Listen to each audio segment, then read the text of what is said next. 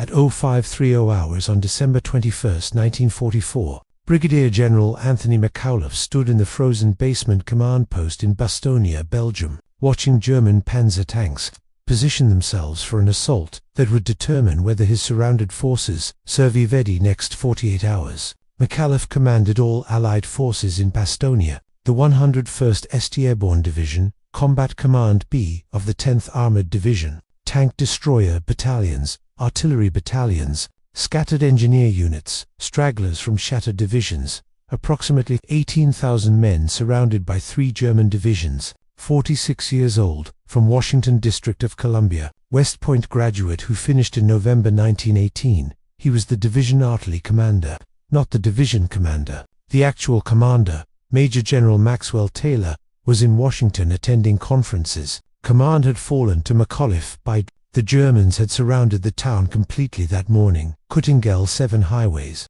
McAuliffe's forces were outnumbered 5-1, low on ammunition, no winter clothing for most men, temperatures dropping to -15 C, and the nearest Allied reinforcements were 60 kilometers away, fighting through German lines to reach them. The German Panzer divisions, 2nd Panzer, and 26th Oak Grenadier Division, were closing the ring. Their mission was to capture Bastogne Road Junction and push west to Meuse River and Antwerp, Hitler's last desperate offensive in the west. Everything depended on speed, on seizing those crossroads before American reinforcements arrived. But here's what Germans didn't understand. What they thought was a trap was actually the worst tactical mistake of their entire offensive. By surrounding Bastogne instead of bypassing it, they were about to concentrate their armor into a killing zone that would cost them the equivalent of 5 divisions and any chance of reaching their objective. McAuliffe knew this because 2 days earlier, on December 19th, he'd explained to his regimental commanders exactly why getting surrounded at Bastogne would destroy the German offensive. And what happened in the next 8 days would prove McAuliffe right, would destroy Germany's last armored reserve in the west, and would turn an apparent disaster into one of the most decisive American victorious of World War II. The first American unit destroyed by the German offensive was the 106th Infantry Division on December 17, 1944.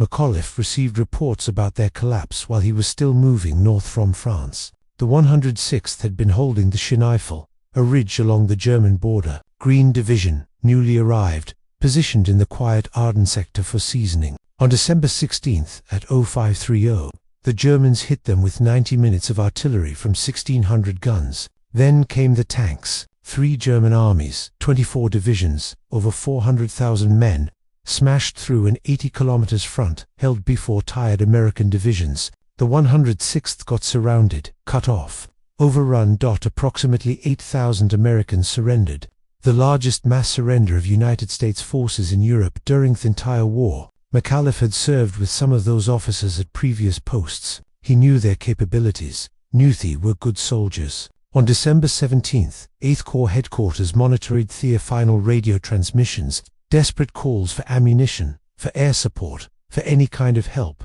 Then static silence. The official reports later said the division fought well, considering the circumstances, that they delayed the German advance, that their sacrifice bought time. McAuliffe knew that was partly true, but the real problem was that they'd been in through a wrong place fighting the wrong battle. Spread out defending a line, they got crushed piecemeal by concentrated German armor. The second disaster was at Clairvaux on December 17th. The 28th Infantry Division holding the town got hit by the 2nd Panzer Division.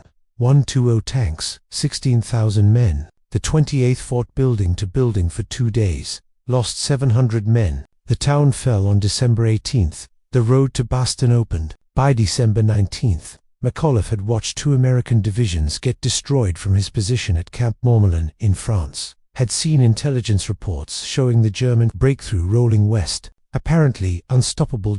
Every tactical principle said you don't let yourself get surrounded, you maintain freedom of movement, you keep your supply lines open, you avoid getting fixed in place where the enemy can mass forces against you. Getting encircled meant getting destroyed. Everyone in the army knew that. And yet, on December 18th at 0300 hours, the 101st Airborne Division loaded onto trucks at Camp Montmelin and drove north toward Bastogne with orders to hold crossroads town at all costs. No winter gear, insufficient ammunition, no clear intelligence on enemy strength. Most of the division's senior leadership was elsewhere. Major General Maxwell Taylor, the division commander, was in Washington attending staff conferences. Brigadier General Gerald Higgins was in command fell to McAuliffe, the division artillery commander, a 46-year-old artilleryman with Zur infantry command experience at division level. McAuliffe arrived in Bastogne on December 19 at 0900 hours and met with Major General Troy Middleton,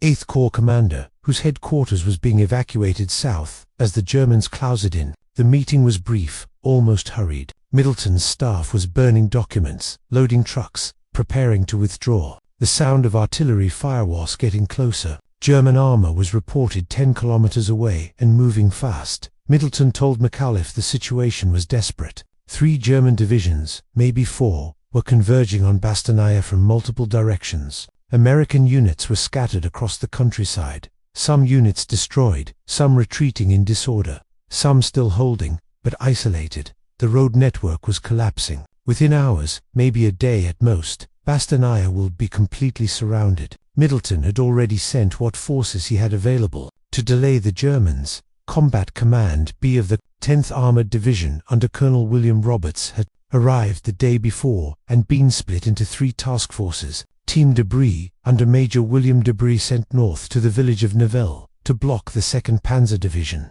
Team Cherry under Lieutenant Colonel Henry Cherry sent east toward Longville to slow Panzer Lehr. Team O'Hara under Lieutenant Colonel James O'Hara sent southeast to cover another approach. These weren't large forces. Each task force had maybe 400 men, a dozen tanks, some tank destroyers, but they were all Middleton had. The 10th Armored Teams bought critical time. At Noville on December 19 and 20th, Team Decisive, reinforced by elements of the 5,001st Parachute Infantry Regiment, held off the entire 2nd Panzer Division for 36 hours. The fighting was brutal. Close-range tank battles in fog and snow. American tank destroyers, M18 Hellcats, from the 75th Tank Destroyer Battalion, destroyed over 30 German tanks. The Germans finally forced the Americans to withdraw, but delay cost the 2nd Panzer 2 full days and heavy casualties. By the Timothy cleared Noville, the 101st Airborne had established defensive positions around Bastogne. Team Cherry Longville got surrounded and largely destroyed, but not before causing more delays and destroying several German vehicles. Team O'Hara at Warden fought from December 19 through December 22, conducting a fighting withdrawal that further slowed German advances. These small unit actions, desperate defensive stands by outnumbered forces, bought the hours that McAuliffe needed to position the 101st. Middleton needed the 100 to hold Bastogne long enough for other forces to organize a counterattack. McAuliffe asked how long he needed to hold. Middleton said he didn't know. Maybe 3 days, maybe a week, maybe until they all did. McAuliffe said they'd hold. Then Middleton said something that McAuliffe remembered clearly decades later. Middleton said, "Don't worry about getting surrounded. If they surround you, you'll have them right where you want them." At the time, McAuliffe thought that was command optimism, thickened a thing officers say to keep morale up. But 3 hours later, after surveying the terrain and studying the road network, McAuliffe realized Middleton was absolutely right. Getting surrounded at Bastogne wasn't disaster, it was opportunity. December 19, 1400 hours. McAuliffe gathered his regimental commanders in a basement in Bastogne. Lieutenant Colonel Julian U, commanding the 5001st Parachute Infantry Regiment, Lieutenant Colonel Steve Chappie, commanding the 5002nd, Colonel Robert Sink, commanding the 56th, Colonel Joseph Harper, commanding the 327th Glider Infantry plus Colonel William Roberts from 10th Armored, the artillery commanders, the staff officers. The room was crowded, cold, lit by one bare bulb. McAuliffe spread a map on the table. Bastogne sat at the center where 7 roads converged. Everything in the Ardennes road network ran through this town, north to south, east to west. You couldn't move large mechanized forces without using Baston's roads. McAuliffe pointed at the map and explained what was about to happen and why it would work in American favor. Germans need these roads more than we do. Their entire offensive depends on speed. They have maybe 4 days to reach Meuse River before we can bring enough forces to stop them. For days, talk over 80 kilometers through terrible terrain in winter. They can't do it cross-country with armor. They need the roads. All the roads run through here right now, McAuliffe continued. The German Panzer divisions are racing west, trying to bypass us. 2nd Panzer Division 2, 10th Panzer Lehr to the south. They want to leave us behind. Let the infantry divisions deal with us later. But they can't, because every ton of supplies, every liter of fuel, every ammunition truck for their spearhead divisions has to come through this road network. And we're sitting on it. When they surround us, they're not trapping us. They're committing forces to hold us in place. Forces that should be. Every tank they put around our perimeter is a frosting. They tank that's not reaching the Meuse. Every artillery battery they position to attack us is artillery that's not supporting their advance. And once they commit those forces, they can't easily pull them back, because we're behind their lines causing problems. More importantly, when they surround us, they concentrate their forces into a fixed position around a known objective. Our objective. They'll be attacking the scimitar jets repeatedly from the same directions. We know where they'll come from because we control the town, and they have to come down the roads to reach us. They're mechanized. They need the roads. We can prepare defensive hypozons, prearrange our artillery, position our anti-tank weapons exactly where we need them. And when they attack, they'll be attacking into prepared defenses from predictable directions, with their supply lines stretched behind them. Running back through terrain we can harass with patrols. They'll have to protect their guard their rear, defend their supply routes. Meanwhile, once our reinforcements break through, we're already positioned in the perfect place, right in their rear, cutting their supply lines permanently. Lieutenant Colonel Ulay asked, "What happens if the reinforcements don't break through?" McAuliffe said, "Then we all die. But the Germans won't reach the Meuse, either, because they'll have wasted too much time and too much combat power trying to take this town. Either way, the offensive fails. The question is whether we survive to see it." The officers left to position their units. McAuliffe understood Zeppelin intellectually, but emotionally it still felt wrong. Getting surrounded felt like disaster, but Middleton had made one point McAuliffe couldn't argue with. In 2 days, he'd watched 2 American divisions get destroyed, fighting the wrong way. Spread out, trying to defend everything. They defended nothing. The 106th got overrun, because they couldn't concentrate their dot forces. The 28th got crushed because they tried to hold towns. That didn't matter strategically. Bastogne mattered. And defending one town with concentrated forces was better than defending a 100 kilometers of line with scattered units that couldn't support each other. December 20th, noon. The Germans closed the ring. All 7 highways cut. Bastogne completely surrounded. The perimeter wasn't circular, wasn't neat. It followed terrain, used villages as strong points, covered about 26 kilometers off defensive positions, manned by approximately 18,000 American troops, counting the 100, the attached armor and tank destroyer units, the artillery, the stragglers and support troops Colonel Roberts had organized into Team Snafu. The defensive scheme worked because McAuliffe understood what the Germans would do. They'd probe for weak spots, find one, concentrate forces, try to break through to the center of town. But American defense wasn't trying to hold every meter of ground. It was designed to absorb attacks, channel the Minto kill zones, destroy them with firepower. Ground could be given up temporarily as long as the defense maintained coherence and the artillery kept firing. The 5,001st Parachute Infantry under Lieutenant Colonel Ulay held the eastern perimeter from the railroad, near Luzery southeast to Marvy. The 56th, under Colonel Sink, held from the railroad northeast to Foy. The 5002 under Lieutenant Colonel Chapuis covered the northwestern sector from Foy to Hemre. The 327th Glider Infantry under Colonel Harper had the longest, thinnest line running from the 5000 to left flank all the way around south to Marvy. Behind all of them, position infantry, 3 battalions of 155mm howitzers, commanded by Colonel Thomas Sherb. The artillery could fire in any direction, had pre-registered and concentrations on every likely German avenue of approach. When infantry commanders called for fire, the shells arrived in minutes, landing exactly where needed. The Mobile Reserve, about 40 tanks from Combat Command B of the 10th Armored, survivors from the teams that had delayed the Germans, regrouped and positioned centrally where they could respond to any breakthrough. The first German probe came at 1500 hours on December 20th.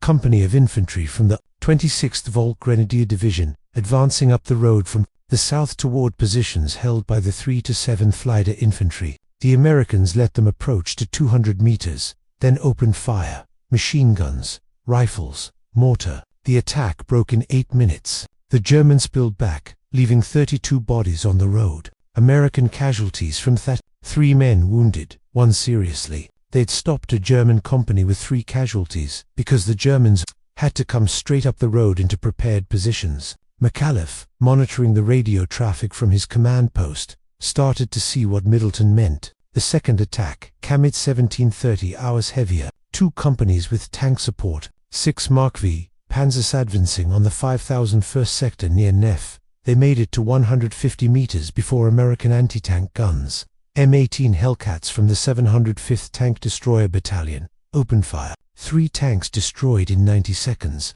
The others pulled back. The infantry retreated. American casualties: 5 wounded, 1 Hellcat damaged. German casualties: estimated 80 killed, 3 tanks destroyed. The attack completely stopped, and the Germans hadn't learned anything useful about American positions because they'd Aldi'd or run before they could report back. Tomorrow, they'd likely come at the same place the same way, and the Americans would be ready again. By December 21st, McAuliffe realized the defense of Bastogne wasn't about holding ground. It was about destroying German units faster than they could bear. Every failed attack cost the Germans men and equipment they couldn't afford to lose. Every hour they spent attacking Bastogne was an hour their spearhead divisions weren't advancing west. The Germans were bleeding themselves against fixed defenses while accomplishing nothing. The real problem was supplies. Bastogne had been a super depot, but most of the stocks had been evacuated south before the Germans surrounded the town. The 101st arrived with minimal ammunition,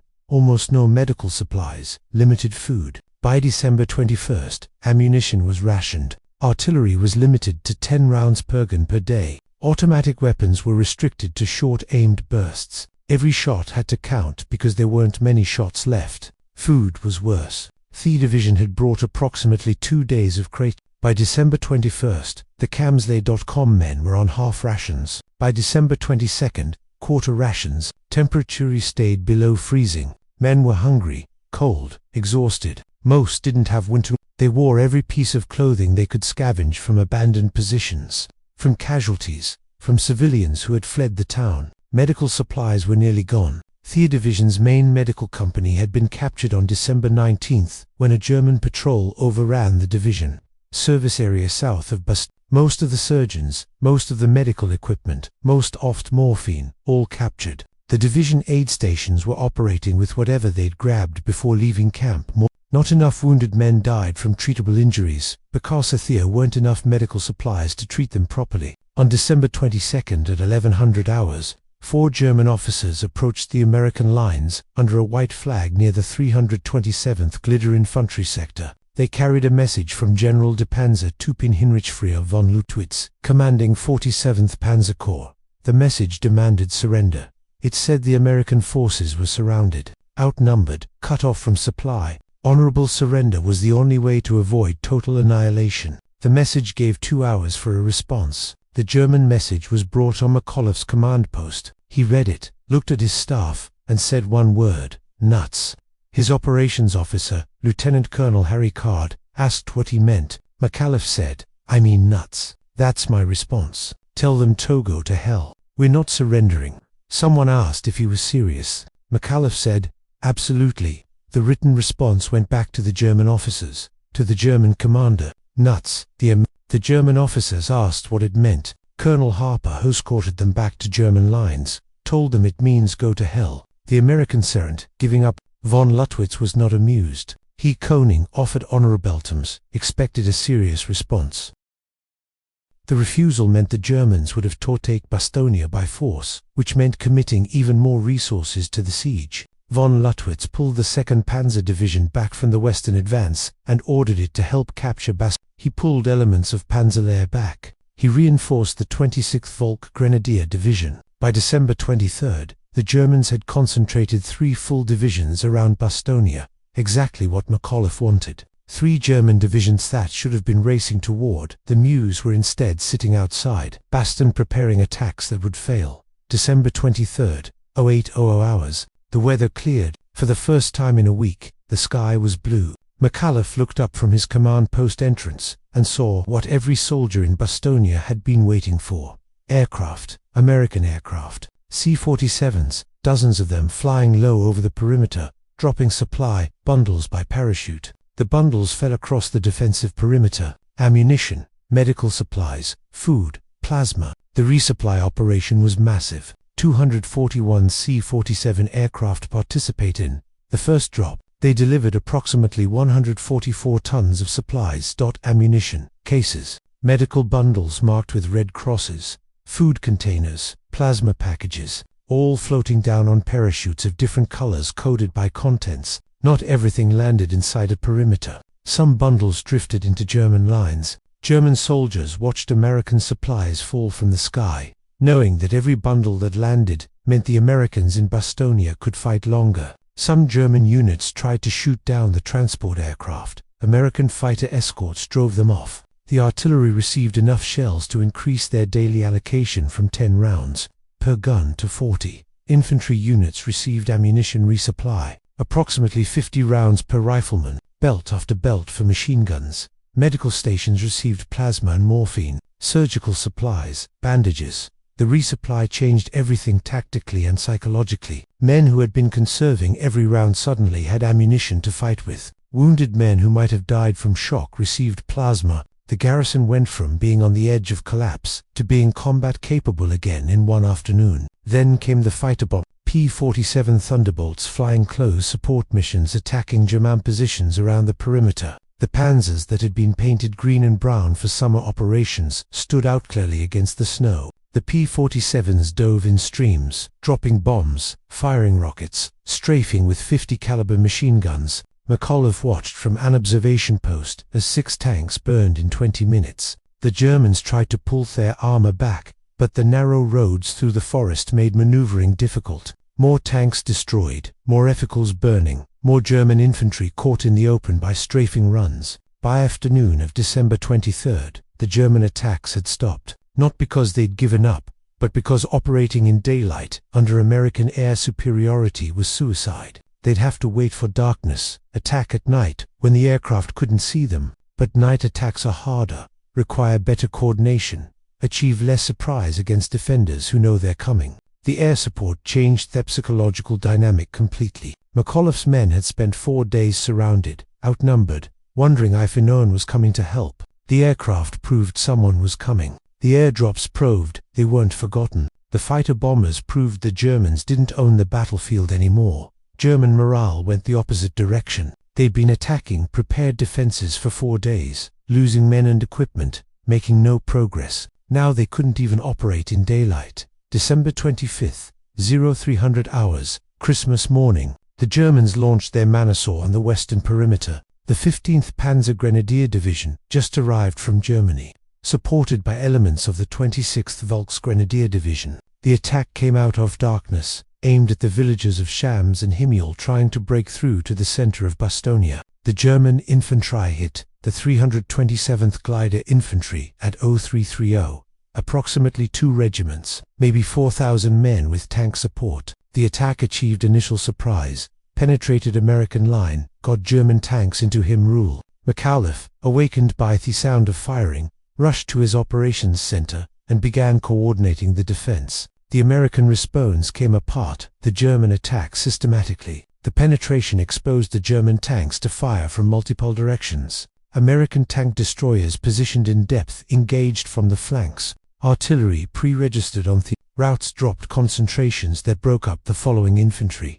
The German advance stopped 600 meters. Inside the perimeter, the tanks couldn't push forward without infantry support. The infantry couldn't advance through the artillery fire. At 0800, McAuliffe dodged counterattacks from adjacent units, room-to-room fighting in Hemru, grenades through windows, close-range firefights in the streets. By noon, the Germans were pulling back. All the tanks that had penetrated were destroyed or abandoned. The infantry retreated to their start lines. American casualties, approximately 300 men. German casualties, estimated 1,500. Plus 18 tanks destroyed. The Christmas attack was the Germans' best chance to take Bastogne. They'd thrown everything available at one section of line, achieved surprise, penetrated the defenses, and it hadn't worked. The concentrated American defense, the pre-planned artillery fires, the defense in depth, all of it worked exactly as McAuliffe planned. The Germans attacked into a kill zone and got destroyed.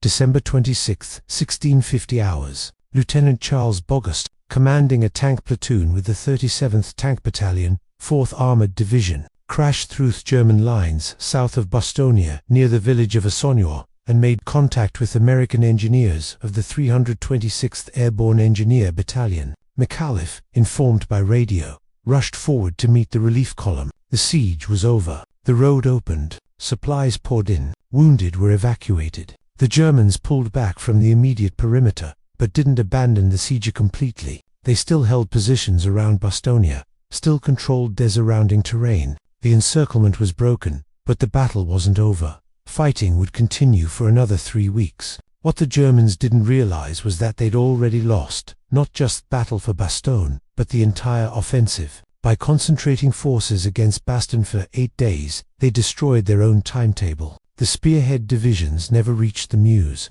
They ran out of fuel, out of time, out of momentum. The German perspective reveals how completely the Battle of Bastogne broke their offensive. Lieutenant General Heinrich von Lohr commanded 47th Panzer Corps, is responsible for taking Bastogne. IA.59 years old, veteran commander, experienced in armored operations from 4 years of war on multiple fronts. His forces included 3 divisions: 2nd Panzer under Colonel Minrad von Panzer Lehr under General Lieutenant Fritz Berlin, 26th Volksgrenadier under General Major Heinz K. Elite units well equipped by German standards at that point in theater experienced. On December 17th, von Lüttwitz was confident. The initial breakthrough had succeeded beyond expectations. The American 8th Corps was shattered. The 106th Infantry Division surrendered. The 28th Infantry Division was. American forces were falling back in disorder. The roads west looked open. Intelligence reported American reserves were scattered, would take Daisto concentrate. The road to the Meuse looked clear. Von Lüttwitz's original orders for Bastogne were simple. Take it by surprise. Attack if possible, by pos if necessary, but don't get bogged down. The main objective was the Meuse River at Dong, 80 kilometers west. Speed was everything. The entire operational plan depended on German armored spearheads reaching the Meuse before American reserves could arrive. Any delay meant failure. On December 18th, von Lüttwitz's divisions were making good progress. 2nd Panzer was pushing north of Bastogne, had broken through American positions at Panzer Lehr was approaching from the east, had cleared the villages, blocking the southern route. 26th Volksgrenadier Division was following behind, securing the roads, everything on schedule. Bastogne looked vulnerable, defended by whatever scattered American units happened to be in the town. Von Lüttwitz considered sending 1 Regimento seize Bastogne while his main forces continued west. Then on December 19th, German intelligence identified American airborne forces in Bastogne. Radio intercepts, prisoner statements, reconnaissance reports, all confirmed that the American 101st Airborne Division, an elite formation, had moved into the town overnight and was establishing defensive positions. That changed everything. Airborne divisions weren't scattered rear area troops. They were elite infantry, well-trained, experienced, heavily armed. Taking Bastogne wouldn't be easy anymore. It would be a battle. Von Lüttwitz made the decision that would doom the offensive. He decided to surround Bastogne and contain the American forces while his main units pushed west. He'd deal with the but bypassing it completely meant leaving a strong American force behind his lines, threatening his supply routes. So he committed forces to the siege, forces that should have been racing west. By December 21st, von Lüttwitz realized containment was in. The Americans in Bastogne were launching patrols, ambushing supply convoys, calling in artillery on German positions. They weren't contained, they were active, dangerous, and higher command was demanding results. The offensive was behind schedule. The advanced divisions were running out of fuel because supply trucks couldn't get through. Von Lüttwitz needed to take Bastogne to secure his supply lines. On December 22nd, von Lüttwitz sent the surrender demand. He thought the Americans would be rational, see they were surrounded and outnumbered, accept the honorable terms. The American response, nuts, confused, and then infuriated him. It meant committing major forces to reduce Bastogne by assault, forces he needed elsewhere. December 23rd, Thruether cleared. Von Luttwitz watched American aircraft drop supplies to Bastogne, watched fighter bombers attach his positions. His tanks, painted for summer, stood out against snow. His assembly areas were visible from the air. His supply lines were being interdicted, and he couldn't do anything about it, because Germany's air force was nearly destroyed, had nothing left to contest American air superiority.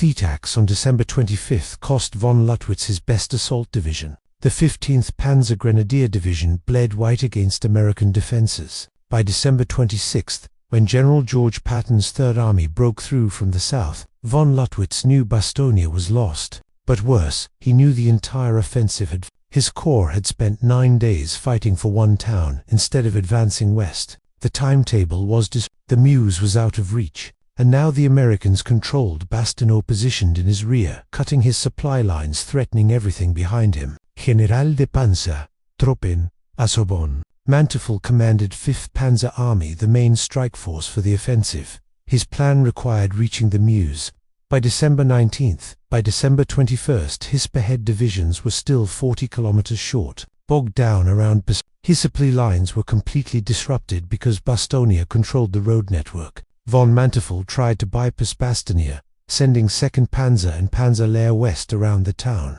The 2nd Panzer Division under Colonel Minrad von Lau was supposed to be the spearhead, the division that would reach the Meuse first and secure bridgeheads for the follow-on forces. Von Lauert was an experienced commander, veteran of the Eastern Front, confident in his unit's abilities. On December 19, his division broke through American positions north of Bastogne and raced west with over 100 operational tanks. For 3 days, the 2nd Odo Panzer made impressive progress. They bypassed American strongpoints, avoided major engagements, focused on speed. By December 22, they'd covered nearly 60 kilometers, were approaching the town of Dino on the Meuse River. Von Lauer could see the river valley from his command vehicle. He was within 5 kilometers of achieving the operational objective that Hitler had demanded. Then everything stopped. The division's fuel trucks, supposed to be following behind on the roads through Bastogne, never arrived. American forces in Bastogne were interdicting the supply routes, ambushing convoys, calling in artillery on road junctions. The fuel fort should have kept 2nd Panzer moving was burning in wrecked trucks 50 kilometers behind the front lines. On December 2, 3rd, von Lau's tanks and vehicles began running out of fuel. Some units siphoned fuel from other vehicles to keep a few tanks mobile. Others just stopped where they were, waiting for some. That never came. The division's advance, which had averaged 20 kilometers per day, dropped to 0. They sat immobile west of Bastogne, visible to American reconnaissance aircraft targeted by fighter bombers the moment weather cleared. On December 24, von Lau received reports that American armed forces, the 2nd Armored Division, and elements of the 84th Infantry Division were moving to encircle his position. He requested permission to withdraw. Higher command refused. Hold position. Wait for supplies. Prepare to continue the attack. But the supplies never came back as Bastogne controlled the roads.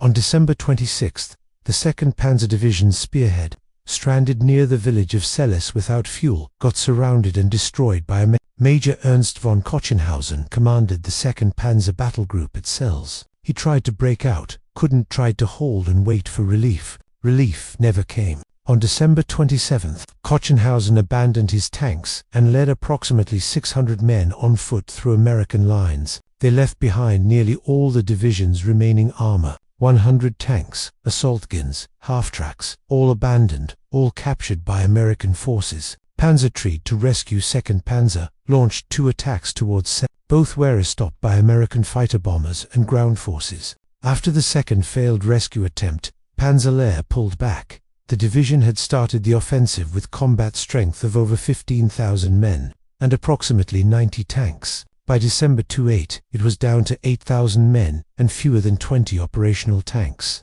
Effective Veladroid as a combat unit, the 26th Volk Grenadier Division, which had spent 9 days attacking Bastogne, was exhausted and depleted. The division entered Thibetal with 17,000 men. By December 28, effective strength was perhaps 7,000. Casualties from attacking fixed defenses, from air attacks, from artillery. The division could no longer conduct offensive operations, could barely defend the positions it held. For German commanders, Bastogne represented a complete failure of operational planning. They'd assumed American forces would scatter and retreat when hit by a surprise offensive. Instead, the Americans concentrated at Bastogne and held. The Germans assumed they could beat Ypres' strong points and deal with them later. Instead, Bastogne controlled the critical terrain, the road network, and couldn't be bypassed. The German SASM'd weather would keep American air power grounded indefinitely. Instead, the weather cleared on December 23 RD, and American air superiority destroyed German mobility.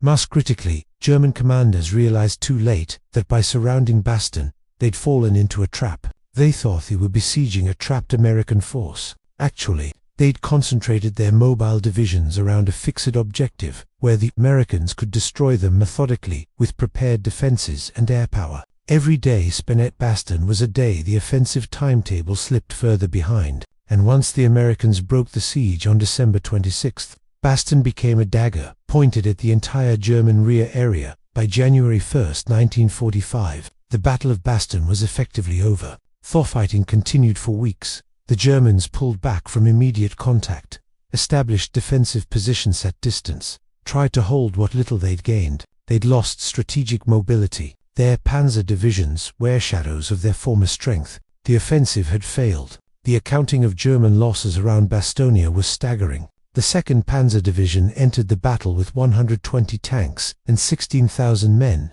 By January 5, 1945, the division reported 28 operational tanks and fewer than 8,000 effectives. Losses: 92 tanks, 8,000 casualties. Panzer entered the battle with 57 tanks and 15,000 men. By January 5, the division had 17 operational tanks and 7,000 effectives. Losses: 40 tanks, 8,000 casualties. The 26th Volksgrenadier Division lost 10,000 of its 17,000 men around Bastogne. The 15th Panzergrenadier Division, committed on December 25, lost 60% of its strength in 1 week. Other units rotated through the Bastogne fighting suffered similar losses. The German Army, Group B after-action report, estimated total German casualties are in Bastogne at over 20,000 killed, wounded, and missing, plus over 200 tanks and assault guns destroyed or abandoned. For the German military in the West, these losses were irreplaceable. Germany had scraped together its last reserves for the Ardennes offensive. When those reserves were destroyed at Bastogne and elsewhere in the battle, there was nothing left. The panzer divisions lost at Bastogne were divisions that could have defended the Rhine River, could have slowed the Allied advance into Germany. Instead, they were gone, wrecked against American defenses in a failed offensive that achieved nothing strategically. The Americans who defended Bastogne paid heavily, but their losses were sustainable, and their victory was strategic. The 101st St. Airborne Division casualties from December 19, 1944 to January 6, 1945 totaled 341 killed, 1,691 wounded, 516 missing. The 10th Armored Division's Combat Command B lost approximately 500 men. Total American casualties at Bastogne, approximately 2,500. But unlike the Germans, American losses could be replaced. Reinforcements were available. Equipment losses could be made good from the massive American logistics system. And the Americans had won. They'd held destroyed German divisions in the process and broken the back of Germany's last offensive in the West. Brigadier General Anthony McAuliffe became famous for his one-word reply to the German surrender demand. The story of Nutzbecker military, repeated in newspapers worldwide, became a symbol of American determination. For his actions at Bastogne, he was awarded the Distinguished Service Cross by General Patton on December 30, 1944. The citation praised his extraordinary heroism, his inspiring leadership, his continuous exposure to enemy fire while directing his troops. He was promoted to Major General on January 3, 1945, and given command of the 103rd Infantry Division, his first division-level infantry command. He led the 103 RD through the final months of the war in Europe, crossing the Rhine River, advancing through southern Germany and Austria. His division captured Innsbruck, Austria, and reached the Brenner Pass, linking Austria and Italy. After the war, he stayed in the army, held numerous important positions. He served as Chief of the Chemical Corps, Head of Army Personnel. In 1953, he was chosen to command the 7th Army in Europe. 2 years later, he became Commander-in-Chief of United States Army Europe. one of the most important commands in the American military during the Cold War. He was promoted to 4-star general in 1955. He retired from the Army in 1956 after 38 years of service. He then worked as an executive with American Sinomid Corporation until 1963. He also served as chairman of the New York State Civil Defense Commission from 1960 to 1963, applying his military experience in defense planning to civilian emergencies. When asked about Bastogne in later years, he always said the same thing. The 1001st didn't need relief. They had the Germans right where they wanted them. He understood that Siege had worked exactly as planned. That surrounding Bastogne had been the Germans' fatal mistake, not an Amerikandister. McAuliffe died on August 10, 1975, at age 77 from leukemia. He was buried in Arlington National Cemetery with full military honors. His wife Hisson and his daughter are buried alongside him. Lieutenant General George Patton, who broke through to relieve Bastogne, considered it one of the finest operations of his career, not because Third Army had rescued trapped forces, but because the 101st at Bastogne had fixed multiple German divisions in place where Third Army could attack them from an unexpected direction. The relief of Bastogne wasn't a rescue. It was the second phase of a deliberate operation that destroyed German offensive capability in the West. German General Hasso von Manteuffel, who commanded 5th Panzer Army, was captured in 1945 and interviewed extensively about the Ardennes offensive. He identified Bastogne as the point where the offensive failed. The delay caused by American resistance at Bastogne destroyed the timetable. The concentration of German forces around Bastogne created a target for American artillery and air power. The loss of panzer divisions at Bastogne destroyed the mobility necessary for the offensive to succeed. Manteuffel concluded that surrounding Bastogne, instead of bypassing it, had been a fatal strategic mistake. Lieutenant Colonel Julian Ulio commanded the 5001st Parachute Infantry Regiment at Bastogne-sur-Vivedthi battle and continued to serve. His regiment had been the first to engage the enemy. East of Bastogne, on December 19, had held critical positions throughout the siege. Ulé went on to have a distinguished career, eventually rising to lieutenant general. He served in Korea and Vietnam, retired in 1973. When asked about Bastogne, he emphasized the importance of junior leaders and individual soldiers who held their positions under impossible conditions. The lessons from Bastogne influenced American military doctrine for decades. The idea that defensive positions on critical terrain can fix enemy forces and create opportunities for counterattack became fundamental to Cold War defensive planning. The coordination of artillery, air power, and infantry and defensive operations at Bastogne became a model studied at every military school worldwide. In 1948, the Belgian government awarded the city of Bastogne for the defense of the town. The American 101st Airborne Division received the Presidential Unit Citation, the highest unit award in the American military. The 10th Armored Division's Combat Command B also received the Presidential Unit Citation. Several streets in Bastogne were renamed for American units. The town built monuments commemorating the defense. Every December, Bastogne holds ceremonies remembering the battle. Military historians have calculated how many German divisions were destroyed or rendered combat ineffective by the defense of Bastogne. The common listed figure is 5 divisions: 2nd Panzer Division, Panzer Lehr Division, 26th Volk Grenadier Division, 15th Panzer Grenadier Division, and elements of the 9th Panzer Division. Not all were completely destroyed, but all suffered losses that made them ineffective for offensive operations for the remainder of the war. Combined, these divisions represented roughly 50,000 men and 350 tanks at the start of the offensive. By mid-January 1945, perhaps 20,000 effectives remained, with fewer than 100 operational tanks. The strategic impact of Bastogne extended beyond the immediate battle. The destruction of German armored reservists in the Ardennes meant fewer forces available to defend against the Allied advance into Germany. The Rhine crossing in March 1945 faced less opposition because the panzer divisions that could have defended the river were gone. Destroyed at Bastogne and elsewhere in the Battle of the Bulge, the final Allied advance to the Elbe River and the link-up with Soviet forces proceeded faster because German mobile reserves had been consumed in the failed Ardennes offensive. Mick O'Liff single quotes his decision to hold Bastogne, and his understanding of why being surrounded was tactically advantageous rather than disastrous exemplifies a fundamental principle of warfare. The side that controls critical terrain and forces the enemy to attack prepared defenses has an enormous advantage. All German mobility, all their armor, all their tactical skill.